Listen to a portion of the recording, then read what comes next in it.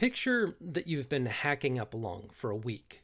So you go to this new clinic that you've heard of in the local strip mall, and you're ushered into a room, and instead of a person, there's a screen that cheerfully says, "Welcome to Wellness Health, powered by ChatGPT."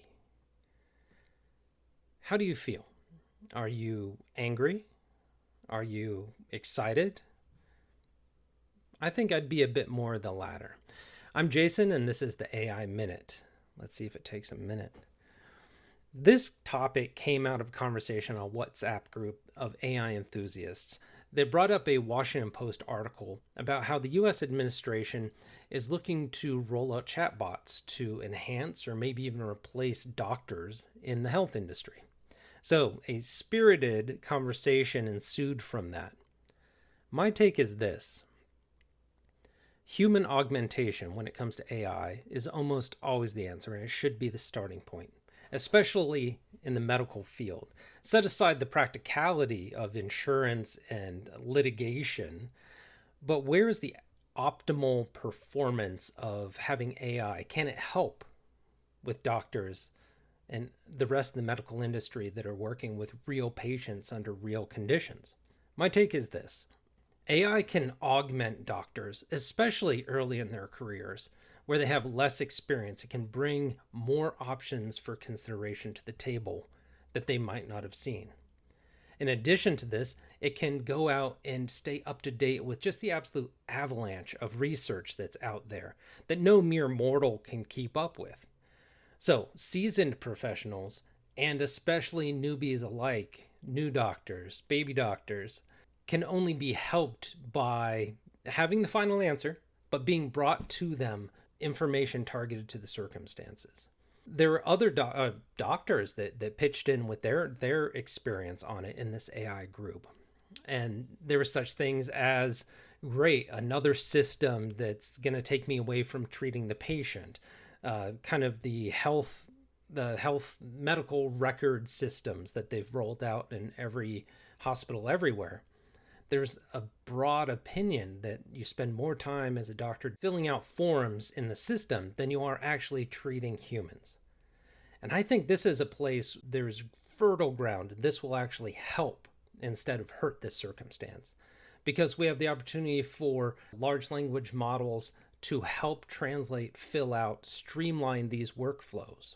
My doctor I went to came in and he set down a tablet and he's like, "Hey, is it okay if I record this? Because I have a new system that transcribes the whole meeting, breaks down the notes, and helps me fill it out in the system later." This is the answer. This is a tool that, if done right, can free doctors up to spend more time with humans than filling out the back end at the terminal at their desk. There was another person that came in and said, "Hey, I work in Brooklyn, and we see a lot of challenging cases. We have folks in there that don't speak English, multilingual folks, and I only speak English. And they're older, and they have 14 different medications combined together, just a laundry list of it." I'm like, large language models, being multilingual is their bread and butter. Like, a large language model can break down language barriers that way, not just in the language that you speak, but in the level of understanding of how much you know about what's going on, just the level of knowledge, familiarity, and sophistication of it. Large language models can speak up or down as needed to each patient and enhance you in that way. When it comes to having drugs to solve the symptoms to your other drugs, having 14 different things that you're taking, interacting all the time, when they do research, they study just the drugs interactions, maybe interactions with a few other things, but there's no study out there for Nana's 7 different medications interacting. And this is a challenge. It's a challenge that exists now, but I'm optimistic that if anything, a large language model or a transformer model or similar would be able to pull out this 7D data manifold of statistics and potentially come up with answers specific to individuals based on their data and the complexity of their interactions. It may be able to pull out patterns and answers, at the very least, better than what we have now. So why is this being pushed was a question. And of course, there was a lot of skeptical thoughts about profit on it. And that's true.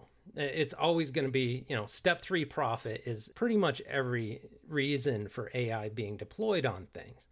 But when it comes to the medical industry, there is definitely a right way to do it where, you know, billionaires can get more rich at the same time that we augment doctors, help them out, and automate away some of the low level friction so they can help their patients better and have more information. And that's my take on it.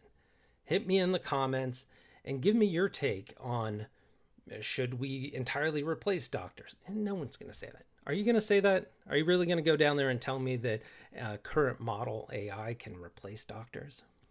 I mean, that's on you. I look forward to having the conversation.